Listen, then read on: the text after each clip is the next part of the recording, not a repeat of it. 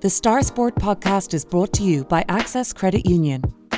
Access Credit Union, funding dreams for over 50 years.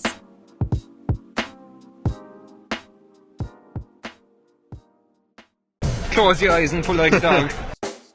Check the mic and make sure it sound right, boys. Hello and welcome to the Star Sport podcast. My name is Jack McCarran of the Southern Star, and I'm joined as always by Star Sport editor Kieran McCarthy.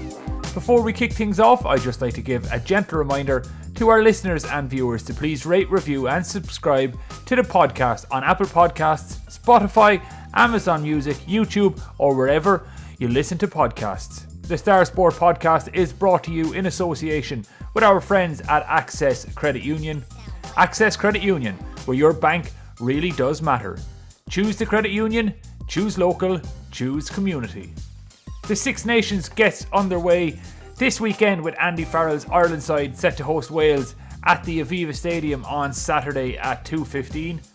The opening weekend of the Six Nations is always an exciting time for rugby fans across West Cork, but the inclusion of Skibbereen-man Gavin Coombes in the 37-man squad for this season's edition heightens the anticipation levels even further. On today's podcast, we're going to chat to Tom Savage of Three Red Kings about Gavin's position in the squad and his prospects ahead of the championship. Later in the show, we'll be looking at some of the most exciting young sporting talent in West Cork at the moment, but we have to start with the defeat of Cork in the first round of the league last weekend. Keith Ricken's first real game in charge won't live long in the memory after his inexperienced side were comfortably beaten by Roscommon at Dr. Hyde Park. We said on last week's show that the latest Cork football rebuilding project deserves some time and patience, but Sunday's defeat certainly didn't do much to inspire hope for the season ahead, Kieran. 100%, Jack. It wasn't the best start to Keith Ricken's reign in the National Football League. Cork lost away 113 to 10 points against Roscommon, and I suppose there's a danger of overreacting to a defeat in the first round of the league. You've seen it in other counties. Look across the county bounds at Kerry, where fans are almost up in arms after drawing their first game away to Kildare. But it's a bit different in Cork because of the rebuild that Keith Ricken has undertaken, and he's spoken about it at length in the last couple of weeks, that this is a long-term project. He's in this for the long term. We need to be patient. We need to give this group time, and this group does deserve time, but they also need results. And the performance and the result against Roscommon just wasn't good enough, I suppose, if you want to be quite honest. And all of a sudden, it's putting extra pressure on Cork ahead of their home game against Clare this Saturday night. And listeners are probably saying, okay, why is there extra pressure on this game? It's only the second game of the league. But we got to look at the bigger picture here. The Cork's third and fourth games in the league, they're back-to-back games. One is a trip away to Derry, and the second is a home game against Galway. And Derry and Galway are the two favourites to come out of Division 2 this year, and both started their league campaigns with impressive wins last weekend. So they're already looking like two tough games for Cork. That's why this home game against Clare is so important, just for Cork to get some points on the board, really, to almost dampen any talk of a relegation scrap, and also I think just for the confidence and self-belief of this new look Cork panel, because there were so many debutants the last day that I think you need a good result along the way just to kind of signal that this is going in the right direction, that there's something to build on here. So all of a sudden, Jack, Parky Queeve, Saturday evening, 7 p.m, Cork v Clare is looking like a very important game already for the Cork footballers. Kieran, a point we spoke about in depth on last week's podcast was the amount of experience that this Cork panel has lost for a variety of reasons. And another big name, it was reported this week, has also stepped away from the panel. So what can you tell us about Luke Conley? So Luke Conley he's no longer part of the Cork football squad. The door is still open for a return at some point, but we just have to wait and see there. So that's another experienced player who won't be involved, and that's following in the footsteps of Rory Dean, Mark White, Sean White, Kevin O'Driscoll retired, Michael Hurley's concentrating on Castlehaven. We still don't know what Mark Collins has decided or will decide whether he's going to come back in with Cork this season or whether he's just going to concentrate on his club football. So there's a huge experience drain there. Cork have lost an awful lot of experienced footballers. And I put up a tweet on Monday night. It was just putting up the Cork team that played against Clare in the National Football League in 2017. And John O'Rourke from Carbery Rangers was the only player who played for Cork last weekend against Roscommon who actually played in that game against Clare. And that's only 5 years ago. And when you think about the turnover, it's been incredible. And I know it's a rebuild, and I know there's a lot of young fellas in there, and I know they need time. But I think you also need that experienced cohort inside there to help these young fellas to find their feet, to show them the ropes, to hold their hands to some extent, to show them what senior inter-county football is like. And those experienced players are going to be even more important now if results aren't going well, because it could be very easy for young fellas head to dip. But if you have those experienced lads in there, it's the likes of the Brian Hurleys and Ian Maguire when he comes back in, and Sean Pouters, lads like who know what it's like to be a Cork footballer and who've suffered through the bad times and enjoyed the good times in the last couple of years. So that's why the loss of so many experienced players, it could possibly, Jack, it could slow down the rebuild. I wrote in my column last week, I just took Rory Dean, for example. He's turning 30 this year, or he is 30 already. But Rory wouldn't be there for the end of the Keith Ricken project. But he could have helped, I think, to help lay the foundation for what's to come. So that's why when you're looking at the loss of so many experienced players in a tough division like Division 2, it could just slow down the rebuild of this team a small bit. And like a name you mentioned there who is still with the panel is another very experienced player, and that's Brian Hurley. And thus far in the Keith Ricken reign, he's been the best player, the only bright spark. I've seen it reported from the game against Roscommon in Dr. Hyde Park. So that just further illustrates the point how important these experienced players are in a rebuilding project. A parallel that I've seen drawn, and I'm going to draw myself now, is with the Stephen Kenny situation with the Irish international soccer team, because when he came in to the job at the start, he cast aside a number of senior players, most notably the captain, Seamus Coleman, was dropped, and Stephen Kenny's reign got off to an absolutely awful start. There was that loss to Finland in the Nations League, then they were beaten by Slovakia in the playoffs, they lost to Finland again, they lost to Wales, they drew with Bulgaria, they lost to Serbia. Then there was the real line drawn in the sand moment when they were beaten by Luxembourg, and it looked like Stephen Kenny's project was going to end before it even got going. But whether he saw sense or he just realised he had to draw on some of the experience, he brought back Seamus Coleman into the starting lineup and others as well, and they have eventually turned the corner. But it was a tough opening year for Kenny and the Irish side, and the fans had begun to turn. So you just wonder whether or not Keith Ricken will follow that path. Will he remain steadfast in his, I won't say removal, because some of the players we mentioned have stepped away voluntarily, but will he plough on with this project of leaving senior players at home? Or is there a chance, if they were to lose to Clare this weekend and they were facing down the barrel of a relegation, would he start calling back in some of the more seasoned campaigners? I think from what he's saying, I think he's going to stick with the path he's decided to go down. I think he was saying it. So reading some of his quotes from the last day, he was saying, if I come down here today and lose the rag and throw everything out because we lost one game, then I'm superficial as well. And reading between the lines, he's going to, like I said, stick with the path that he wants to follow. But that loss of experienced players is telling. And again, going into a home game against Clare this Saturday evening in Páirc Uí Chaoimh, that's when your experienced players, that's why they're so important. But if you're looking at that Cork team that started against Roscommon the last day, with Micheál Martin in goal, you call him an experienced player. Sean Powter has been around looking through again. John O'Rourke played his first game back after injury, so he needs a bit of time to get up the pace. Then Brian Hurley is the main attacking threat right now, and he got 6 points against Roscommon. That follows on from the McGrath Cup when he I think put up 217 over the 3 games. So he started the season so well.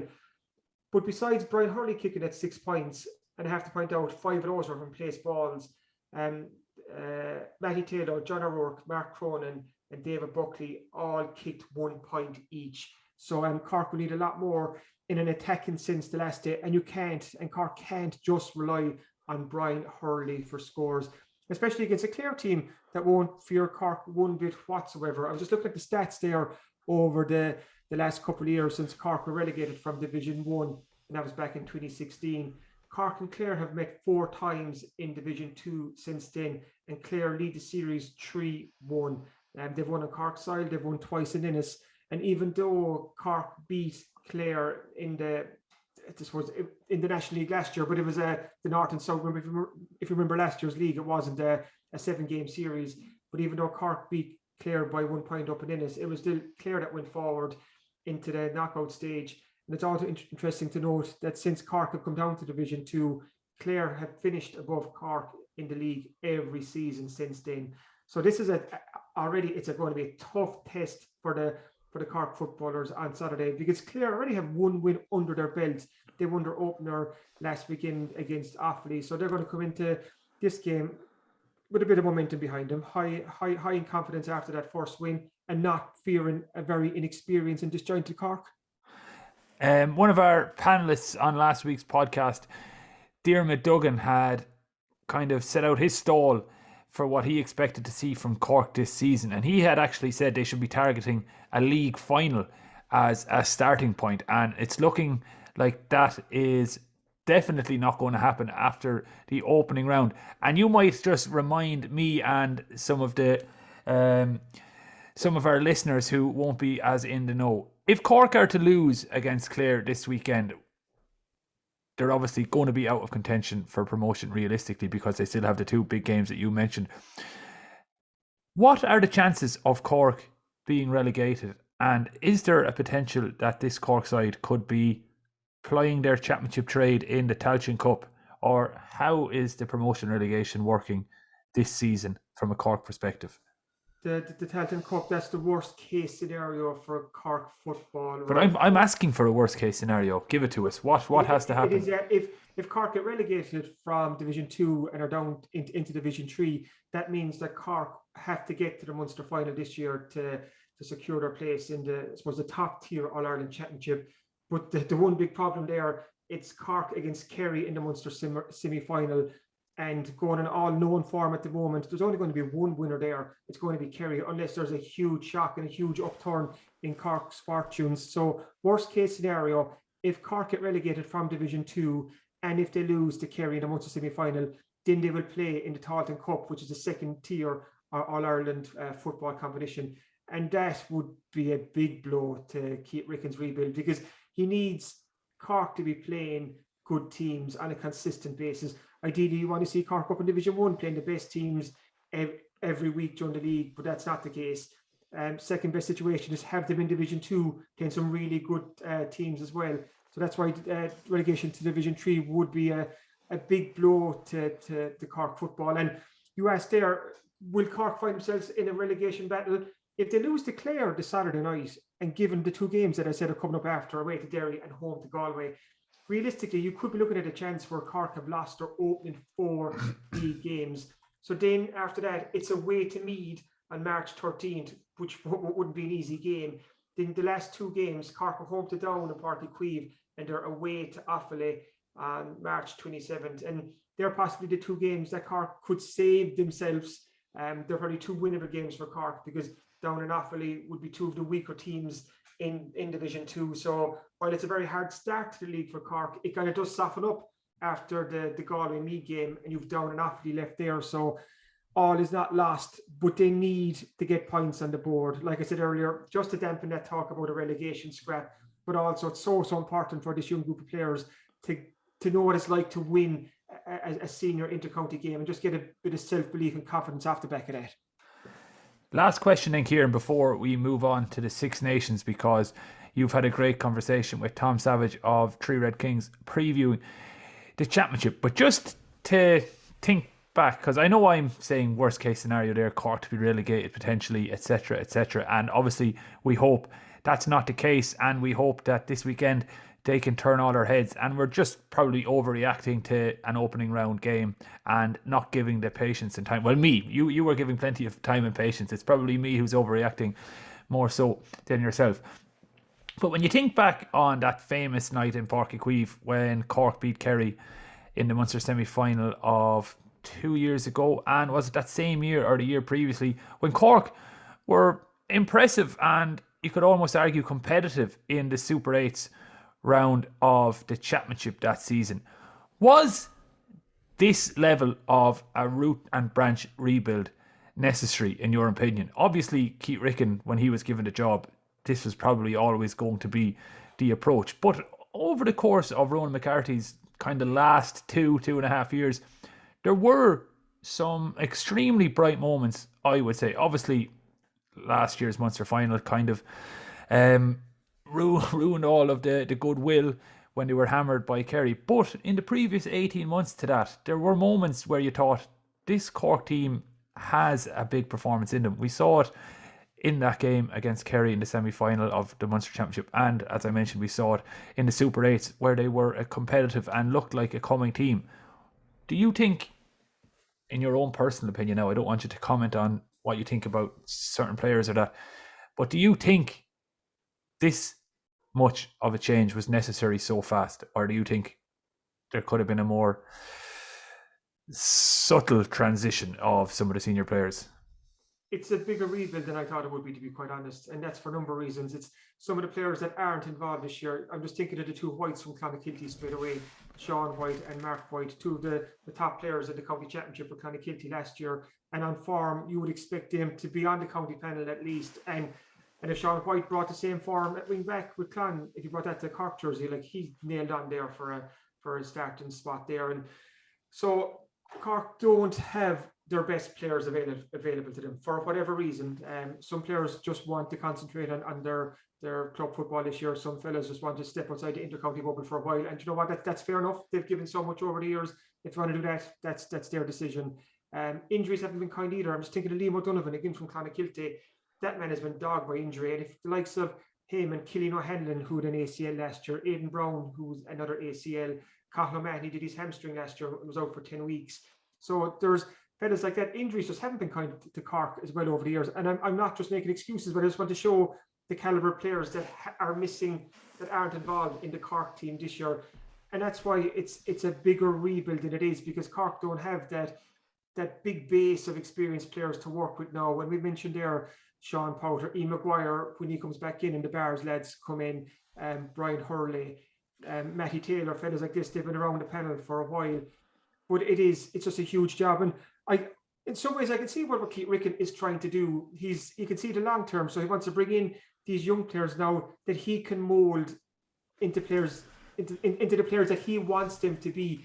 Maybe it's more difficult or harder to work with more experienced players who are very much the finished article. And we saw what Keith Ricken did with the under-20s, where he was able to mold these young fellas into the men and the footballers that he wanted for his team. So maybe, and this is just me, my thought, maybe that's his thinking, that if he brings in the raw materials, he has a better chance of finding those diamonds in the rough and molding them in that way. But when you see that Cork use 41 players in the McGrath Cup, like, it shows you that the search is on for players here in Cork. And to answer your question again, yeah, it's a bigger job than I thought it would be. And I think it's going to take longer than people realise as well to get Cork back to where they want to be. I was talking to a local man, or messaging a local man who was up in Roscommon the last day, and he was saying amongst the Roscommon faithful, they were surprised at how poor Cork were.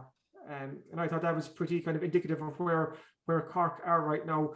But again, Keith Ricken has called for time and patience, and he does deserve that. But Cork do need results along the way as well. Yeah, last point on this thing here. You mentioned Ian Maguire and the St. Finbarrs lads. Are we likely to see them involved this weekend, or are they going to slowly assimilate back into the squad over the next couple of weeks? I'm not too sure the answer to that, to be quite honest. And Keith Ricken didn't say too much after the game the last day. Cork need Ian Maguire, to be quite honest. They need Ian Maguire back in ASAP, because he's such a leader and he's such a presence and he's such a force in that field.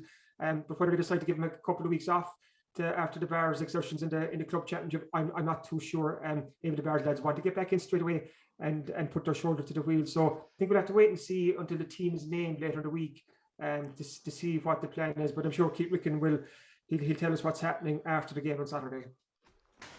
Okay, Kieran, let's park the Cork football chat there for the moment, and we're going to switch our attentions to the Six Nations, which returns this weekend, and full stadiums are expected across Ireland, Wales, Britain, wherever the games are on. I'm not exactly sure the fixture list. I know Ireland are hosting Wales in Dublin, so there probably won't be a game in Cardiff this weekend, you'd imagine, but there will be a full house at the Aviva, and one man we'll be very interested to see in the green, if he can find his way into the matchday squad, is Skibbereen-man's Gavin Coombes, who's been selected in Andy Farrell's 37-man championship panel. And Kieran, you spoke with Tom Savage of Three Red Kings, obviously a contributor most of our listeners will be familiar with. And what was his sense of the Ireland squad going into this and Gavin Coombes' chances of seeing some game time? Before we check Gavin Coombes, Jack, is this the part where we do a cringy Ireland's call like the late show last night, that we get our Ireland flags and start waving them ahead of the start of the start of the Six Nations this weekend? But just on, do you know what? Just on that point before we move on, I've seen that thumbnail tweeted and shared so many times on social media, etc. And I actually can't bring myself to press play on it because I don't think I'll be able to handle the secondhand embarrassment for the people who will be forever remembered as the Late Show audience who sang Ireland's Call in the most. There's one man who sat down. He was like he was a true hero. He's flying the flag for all of us. But Ireland's Call will be sung in the Aviva this Saturday, and hopefully we'll get to see Gavin Coombes in the Aviva as well. But the fact that Gavin missed the autumn internationals against New Zealand, Japan, and Argentina, he was kind of struck with illness at the time, so he didn't feature. Maybe that will hold him back a small bit ahead of the start of the Six Nations. But Tom Savage, that you'll hear quite soon, he expects to see Gavin feature as the Six Nations goes on, because it's such a physical tournament. And as we know, over the last couple of years, there's men going down left, right, and centre. That's why you need such a big panel. I think Andy Farrell named a 37-man squad a couple of weeks ago, and you have to go deep into your reserves to survive the Six Nations and also win the Six Nations. Going to be a pretty big one for Ireland coming off the back of that impressive autumn international series. But we'll probably get a truer test of where Ireland stand, because, okay, we're home to Wales, but the two away games are away to England and away to France. Like, and that's always a tough Six Nations. It's always like you're kind of pushed to the pin of your collar there, and England are England, and it'll always be tough. And this French team is building as well, because as much as we had a lot of fanfare about Ireland beating New Zealand back in the autumn, France also beat New Zealand too, and they're building towards the upcoming World Cup, which isn't too long away. So I start off this chat with Tom talking about the Six Nations and Gavin Coombes, but towards the end we turn it closer to home again, because Tom Savage is a man who knows an incredible amount about Munster rugby. Like you said, Jack, he has the Three Red Kings. He runs that Three Red Kings Munster rugby website, and he fills us in on Roscarbery's John Hodnett, who's just signed a new contract extension with Munster. And he also talks about Jack Crowley from Inishannon, who's turning heads up there as the next big thing, the hopefully a future Munster and Ireland out half. But I start my chat with Tom asking him about what's a realistic ambition and target for Ireland in the Six Nations, which kicks off this weekend. Delighted now to be joined on the podcast by Tom Savage. He's a friend of the show. He's been on with us before on this podcast, and Tom is very well known for his website, Three Red Kings, one of the main go-to information for Munster rugby. And we're chatting rugby on this week's podcast because the Six Nations is kicking off this weekend. Ireland begin their campaign at home to Wales on Saturday. And of course, there is a West Cork angle here. Gavin Coombes, that Skibbereen juggernaut, is on the Ireland panel. So before we talk about Gavin and Tom, let's have a quick look at the Six Nations. Coming off the autumn internationals, where Ireland had a super one there, beating the All Blacks, Japan and Argentina, I think it was. What are your hopes and aspirations going into this Six Nations? Well, thanks for having me on, first of all. I think Ireland this year, given the results last year, have to be looking at winning a Grand Slam this year in the Six Nations. That has to be the expectation, but I think it's going to be very difficult. I think you look at Ireland's autumn series there, we'll say, against Japan, Argentina, and New Zealand. I think they were 3 very soft games. You might say New Zealand, soft game. New Zealand aren't what they are, or they aren't what they were, certainly. They looked at the moment to be building, to being getting to the 2023 World Cup. They're in a bit of transition at the moment, and they're at the end of a long COVID season. I wouldn't place beating New Zealand this November in the same tier as I would have done in the 2018 when they beat them in Lansdowne Road there. So, like, for Ireland, I still think that there's an element of they'll have to be tested, and this Six Nations, I think, with the teams that Ireland will play, Wales will be difficult, but England and France away are going to be incredibly difficult games. And I look at that game against France, even the game against England. I know England have a few guys out missing, but they are going to be massive challenges. I would count Wales to an extent, France and England as being bigger challenges for this Irish group than New Zealand are currently. Because where Ireland have come unstuck previously has been against teams who have a massive power advantage. Now, that might not be the case against Wales, but they're always incredibly difficult to play against anyway. With France and England, that's going to be a massive challenge, especially against France. I think they're the ascendant team in world rugby at the moment. And I think they're going to be incredibly difficult games. And I think anybody who has expectations of Ireland running and destroying teams like we did against Argentina and Japan and New Zealand, I just don't see it happening as freely this time around. I think this is going to be a very difficult Six Nations. It's going to be a lot of the top sides are well capable of beating each other. And even Scotland, who I think have improved as well, are capable of springing a few shocks as well. I don't think anybody's going to be that terrified coming into Lansdowne Road. I think all of the teams, bar Italy, will fancy their chances of having a pop off Ireland in Dublin and in Paris and London. Given the fact that you said there, Tom, that Ireland are away to England and to France, like 2 of the toughest away Six Nations games, will we have a far truer reflection of where Ireland are at the end of this tournament? Like you said there, maybe some of those autumn internationals were soft. So this is the real test for Andy Farrell building towards the next World Cup. Oh, yeah, look, and I think, the Six Nations is very important to Ireland. So much of Ireland's funding comes from the Six Nations, and doing well in the Six Nations is always a huge priority for any Irish head coach. So, I look at those games away to England and away to France will be very, very difficult. And we can't get away from the fact either that Ireland are heavily reliant on a 36-year-old Jonathan Sexton, who is one bad bang away from retirement, really, when we think about what can happen in this game. He's a guy now who, if he ships a 6 or 9 month injury, ligament damage or something like that, not that I'm wishing injury on him, but I'm just saying, as an older guy, those injuries, they can retire you, they can put you out. And Jonathan Sexton is the number one guy right now for Ireland. And it's not even a debate. He is an incredibly, he's a generational talent. Ireland are going to find it incredibly difficult to replace what he brings. And going into those places, London, Paris in particular, they are defining games for this group. They've got to go back down to New Zealand now, who will be fresher, who will have, guys who aren't at the end of the road after a long year of travel and COVID and everything else like that. This is going to be a very difficult group of games, where I think Ireland at the moment, when they're coming in, and the perception of Ireland at the moment is very, very positive, especially after those 3 games in November. And if we go back though to the start of the Six Nations, Ireland, the perception was very radically different. Ireland beat Japan during the summer. We had those games against, I think it was against the USA, I think, and against Japan. Again, Japan, one of the most overhyped, overrated teams in world rugby. Those games were given far more credence, I think, than what they actually deserved. Because again, I think, you look back to the Six Nations and Ireland lost to Wales, played poorly in a number of games, had one big win at the end against England in the Aviva, which is brilliant. But that, to an extent, had a kind of a it kind of changed perception massively. And then you go on they've been undefeated since then. Like, you look at the summer into November.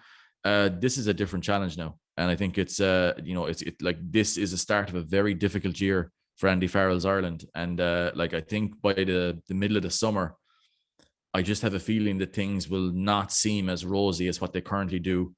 But maybe I'm just being negative, but I just look at it and I just see the physical challenges that are out there, especially France.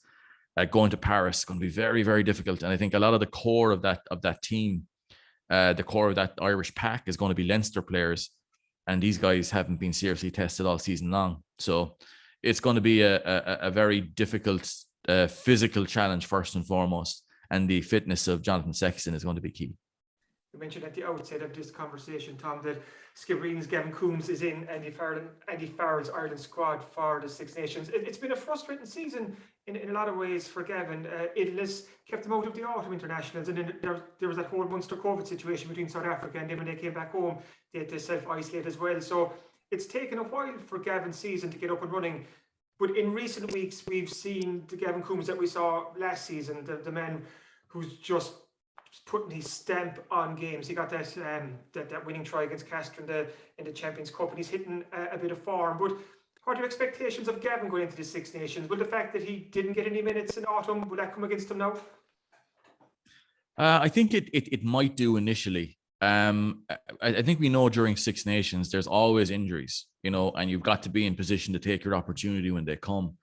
And I think with Gavin, he was very unlucky. He would have certainly played any number of minutes in that November series, but just that a virus or whatever it was kept him out. A dose, he would have featured, and I think he would have performed very well. I think for Gavin at the moment, it's he's played about as well as you could possibly expect. There's not much more he could have done. He's in the squad, obviously. For Gavin, it's about showing up now and training on these the little excursion they've had in Portugal this week. Coming up against Wales now, he'd have to be pushing hard to get in ahead of a Jack Conan, who I think is the guy in possession of that jersey at the moment, that number 8 jersey. But it's not even about numbers in the jerseys, really, for Gavin at this stage. I think what he wants to show is his role versatility. What can you offer? We know what Gavin is very good at. Ball carrying. His passing is incredibly good. He's a good set piece player as well. Line out, scrummaging, good player there. He has that ability to cover in the second row also. He's done that earlier in his career. He could certainly maybe do it now too, perhaps. But I think what he has to do is just keep doubling down on what he's good at. And if he can continue to show well in training, if he gets opportunities off the bench, which again, I've no idea of selection this week, I would not be surprised to see him on the bench this week. You have to nail those opportunities. He's a guy who I think will almost certainly, if he's fit and available, get that game against Italy, but he'll be looking for more. And I think with his power and his physicality, that's something that Ireland need and will need, especially as we head into the kind of the main bones of this tournament.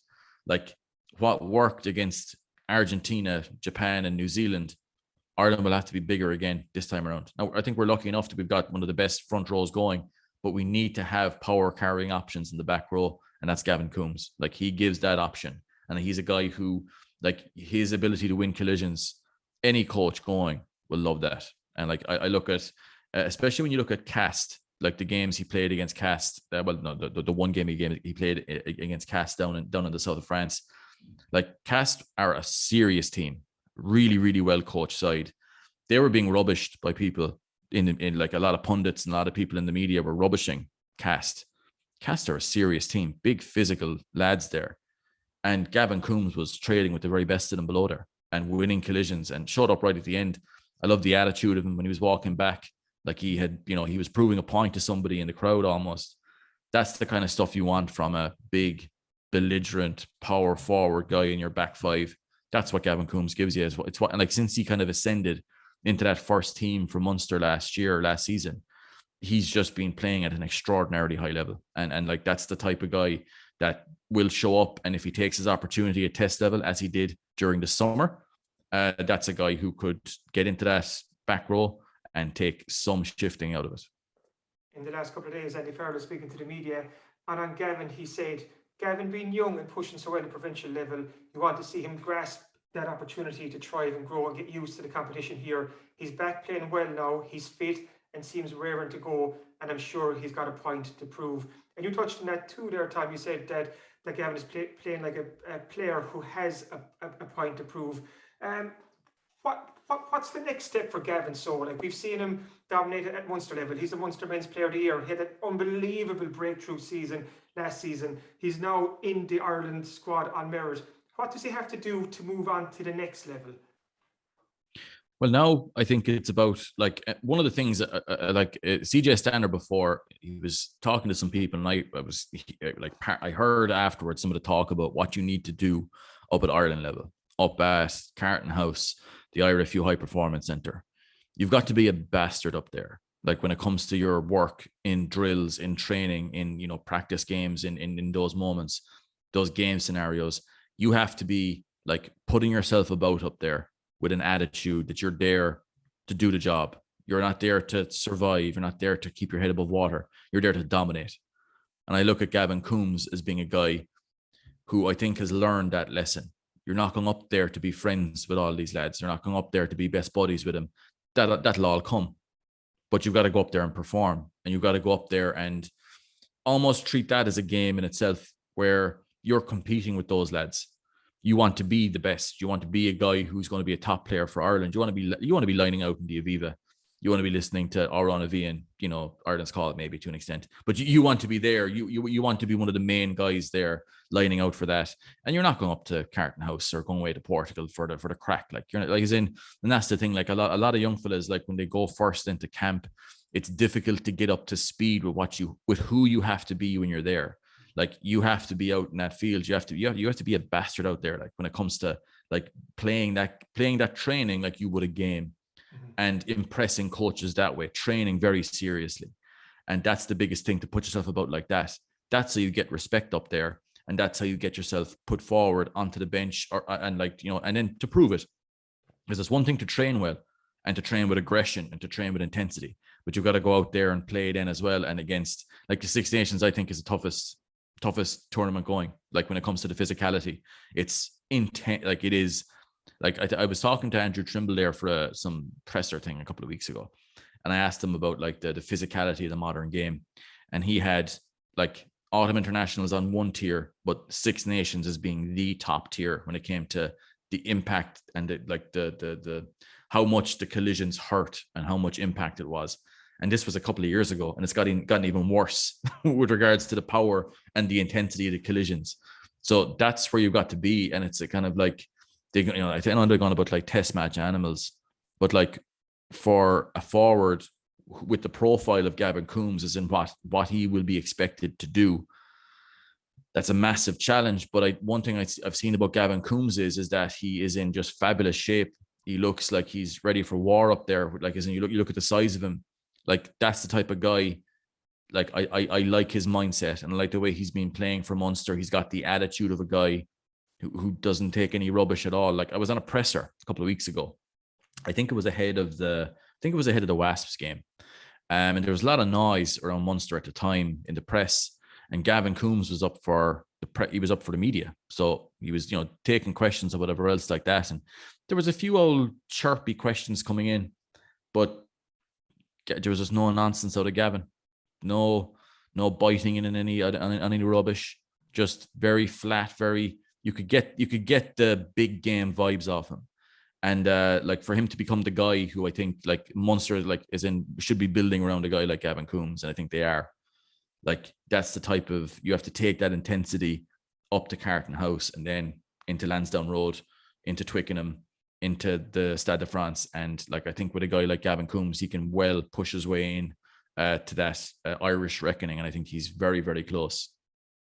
Hopefully we'll see Gavin in action for Ireland over the next couple of weeks. No doubt we will. And Gavin is, I suppose, the high-profile name of the current West Cork contingent who are making waves at Munster Rugby. But just while I have you on, Tom, just to check in on a couple of more West Cork lads in with Munster. First on John Hodnett. He's the Roscommon man. He missed an awful lot of last year through an Achilles injury, but he's back now, and he's a fellow who's impressing many. Oh yeah, look, like I was saying to you there before we started recording, like, John Hodnett, if he had come back from injury at the start of the season, like, we'll say just in the middle of preseason or whatever else, like, he's a guy who I think would be an Irish reckoning right now. He's playing extraordinarily well. Like, to give you an idea, like, of how good this guy is, like, he came back from an ankle injury that he picked up as a sort of an ancillary to the Achilles injury that he had. He was out for a number of weeks. The Wasps game came up, and this was in the middle of the Omicron situation where Munster had been stuck, guys were in isolation or whatever else. And John Hodnett was mad to play that week. Mad to play. He was recovering from an ankle injury. He wasn't even listed as being fit and available at the start of the week. And he starts and has a superb game. Unbelievable. Ball carrying, defensive work, breakdown work. He's even added line-out work to his game as well over the last couple of weeks. Like, his work, I think, is starting to reflect now the impact he had for the Ireland under 20s a couple of years ago. Like, you remember at that time, Scott Penny was being listed as the guy in that back five anyway, certainly for that Irish under 20s team. But John Hodnett grabbed all the headlines, I feel, back then with his ball carrying, energy, defensive work. He was everywhere, especially in that game against England in Musgrave Park. I think the John Hodnett we're seeing now is kind of reflecting a senior version of that. And to give you an idea as to how highly regarded this guy is, like, his contract wasn't due to expire until the end of next season. Munster have already extended him with a year still to go on his deal. That'll give you an idea as to how highly valued this guy is. He is going to be a senior guy for Munster, going to be a guy who they will be building around as well. His quality, again, I truly do believe, had he been fit for the majority of this season, he'd be in conversation now to be starting for, or not starting for Ireland, but certainly involved in the Irish Six Nations camp at the very least. And if he keeps going the way he's going, he must be a big contender for the summer. Another highly rated West Cork man is Shannon's Jack Crowley. Kind of learned his trade with Bandon Rugby Club, and he's turning heads as well. He's been fierce impressive when he's got his chance. Yeah, one of the things I love about Jack Crowley is, like, he has that ability that you see all really good players have, and that he just has a very short memory. Like, when a young player is coming into a big game, like he was playing against Cast now, like, again, that's a high pressure game down against the South of France, against a very well coached team who were going to be going after him. He was taking shots. He was like all manner, like, as in he was getting treatment out there. He just kept coming, made a few mistakes, kept coming. And when it came down to nailing the kicks he needed to nail at the end, he had the gumption to do it. So, like, I think when you look at Jack Crowley, he's a guy who, he was in year one of the academy last year, got promoted to a 2-year deal. He's a guy who they're going to be building around again. Like, he is a fella, his under 20 career, kind of hinted at being a serious option.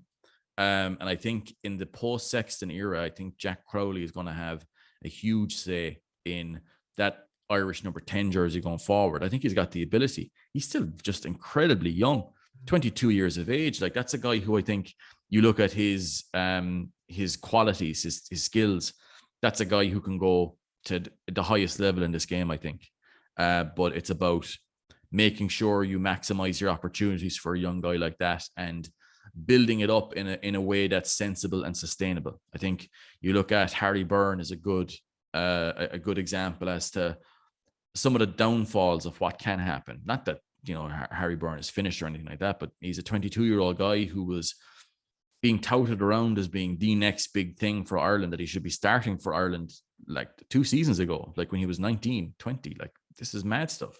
Like, I think with Jack Crowley, the way he's being brought through, I think, is very sensible. But I think over the next year, I think Munster, whoever the new coach comes in, whoever that is, will have to make a decision over who is going to be like one of your 1A and 1B in that 10 jersey for Munster. I think Joey Carberry is going to be the guy there going forward, but it's sensible to have a kind of a senior guy and a guy who alternates with him.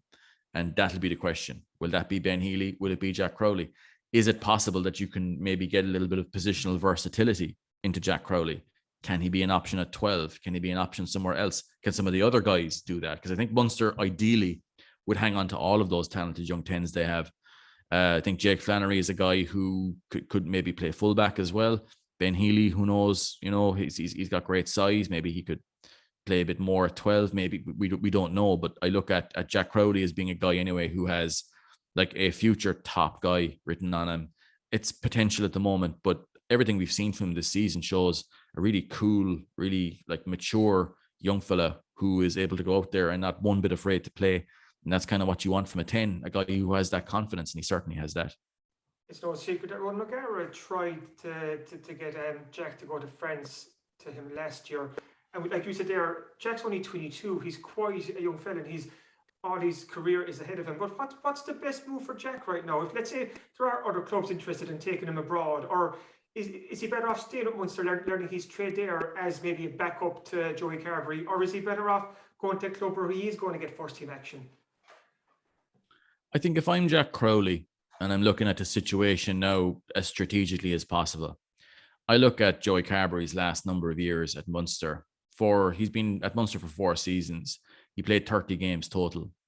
I'm looking at that guy as being, he's the guy number 1 of the depth chart for Munster at the moment, I would say. That's the guy who they're looking at as being the main man going forward. But if I'm Jack Crowley, I'm thinking that if I stay here in Munster, he's like, if Jack Crowley becomes who he can be at Munster, like he will be an absolute superstar. Like with regard, like you look at Munster as being one of the biggest clubs in the world. Like you go to La Rochelle, which is, would be it's a lovely place to live or whatever else. But in reality, La Rochelle are a small club.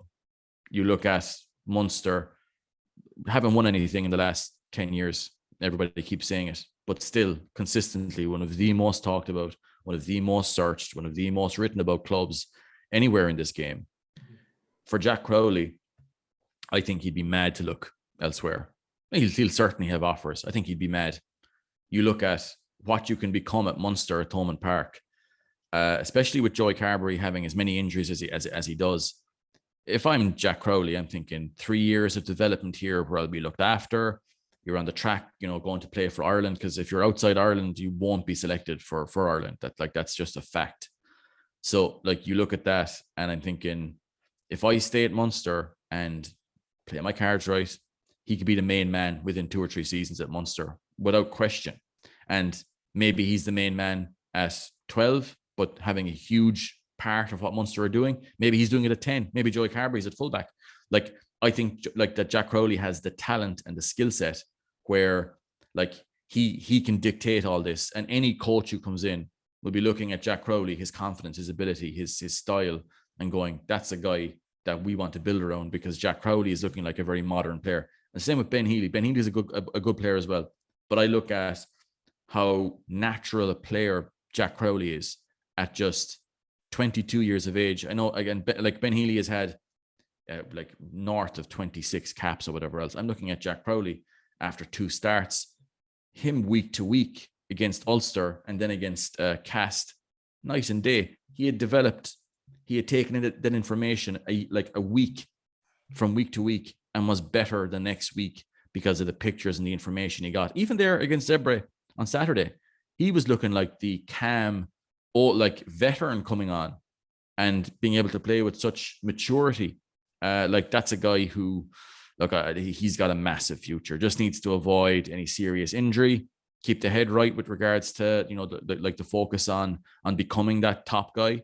And he'll be a guy who, again, will be in Irish squads before long. There's obviously a host more West Cork lads involved too, like Liam Coombes and the Witcherleys and Scott Buckley and all those. But if we started chatting about them all, Thomas, we'd be here for the next hour or so. So we might get you back on the podcast in the next couple of weeks to run the rule over the other West Cork fellas making their name with Munster. But thanks for coming on today. Thanks for chatting about Gavin Coombes, John and Jack Crowley, and hopefully touch wood, it's a good Six Nations for Ireland. Thanks for having me on. The Star Sport podcast is brought to you by Access Credit Union. Access Credit Union, funding dreams for over 50 years.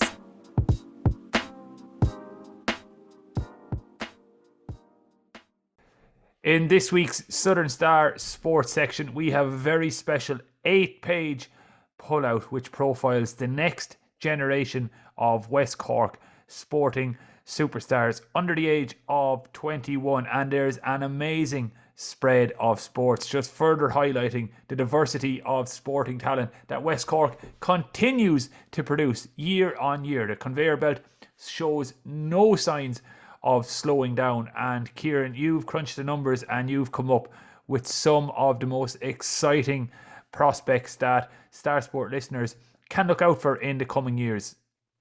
West Cork sport has never been stronger than it is now. We know about the exploits of the high-profile names, Paul O'Donovan and Fintan McCarthy, Olympic champions, who were just last weekend named the World Rowing Men's Crew of the Year. And let that sink in for a second.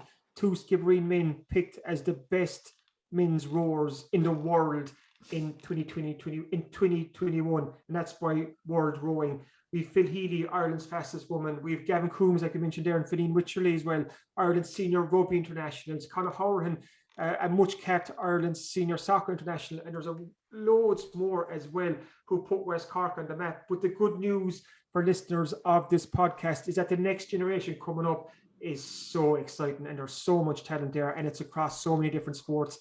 And that's why we have an 8-page special in this Thursday Southern Star. So we're looking at some of the brightest and most talented young sports people in West Cork, and the criteria is 21 and under. So there's some people there that our listeners will have heard about before, the likes of Darragh McElhinney. It's just incredible that man is only 21. You've Ciara Sullivan from Newcestown, who's on the Cork Senior Camogie panel, and Fiona Keating from Courcey Rovers, who's on the Cork Senior Camogie panel as well. But digging down a bit deeper, like we've young soccer players like Aaron Mannix from Dunmanway, you've John O'Donovan from Ardfield, Liam Murray from Cora, who's an Ireland under-17 international, looking to rowing for a second, the likes of Finn O'Reilly and Lauren McSteele from Skib Rowing Club as well. But this is across all different sports, from Dara Dempsey in road bowling to Finn Wilson in motocross, from Orla DC and Niamh Cotter in soccer to Lauren McCourt in athletics. And that's just some of the young sports people that were profiled in this week. So if you want to find out or discover as much as you can about the next generation of West Cork sports stars, and these are young sports people that you're going to be hearing about for the next decade or so, just check out Thursday Southern Star. It's an 8-page special inside, and it's right in the middle of the sports section, so you can pull it out, put it away safely, and come back to it in 10 years' time and say, oh yeah, at the start of that one right again. If you're a nerdy sports fan like both myself and Kieran are, it's always nice to be in the know early. It's like when you hear a band years before they have a massive hit and you're able to say to your friends, I've been listening to them from way before they were on the radio. Now you can do the same with the next generation of West Cork sporting talent. So when the Olympics roll around in 2032 or whatever year they're going to be in 10 or so years time, you can tell your friends, I've known about this athlete for a decade at this stage, because you'll have read about them in our special 8-page next generation pullout. So get yourself educated on the next generation. Kieran, that's not all that's going to be in this week's Southern Star sports section though, because as always the world keeps moving on and you keep filling the sports pages with top quality West Cork sporting content. Yeah, there's a lot going on. It's a big sports section this week. We have an interview with John Murphy, the Kinsale professional golfer, and he's making his PGA Tour debut at the AT&T Pebble Beach Pro-Am coming up this weekend. So that's a big one for John Murphy. And sticking with the golf team, Martin Walsh has a great 2-page spread on Dunmore Golf Club, which shut its doors or closed its greens lately after I think it was 53 or 54 years that golf course was up and running. That's only a couple of miles outside Clonakilty. So good stuff there from Martin Walsh, and that's well worth reading because it's just a really, really nice piece. And he's chatting to some of the golfers who played their final round there, the owners of the course and so on. It's a busy time in the West Cork League as well, and the Beamish Cup got underway last weekend, and Dunmanway Town got their title defence off to the best possible start. 8-1, they beat Alta Celtic, and Johnny Kelly, a friend of the show, a friend of the podcast, only just scored the 4 goals last weekend, Jack. So this is a man who's won the Beamish Cup 4 times and who's won the last 3 Beamish Cups. So he's hell-bent at helping Dunmanway Town to hold on to their title. Yeah, shout out to Baltimore for their 6-1 win in the Beamish Cup. The Beamish Cup is coming to Baltimore. So I'll just get that in there. Do I have to score right this week? Because I know I tried to do something similar last week, and 6-1. Yeah, it was an impressive. I think that was Baltimore's biggest win of the season, and it's no coincidence, Jack, that since you're not involved this season, that Baltimore seemed to be going in the right direction. But I'll just leave that one there. Just to say as well, it was in colleges football last weekend. It was heartbreak for Hammies and Skibbereen in their Corny semi-finals. We have a full page on each game, plus reaction from their coaches. And both the Hammies and Skibbereen Community School will now turn their attention to the Simcox Cup. So hopefully we'll have a couple of West Cork teams fighting out there for that Cork Colleges competition.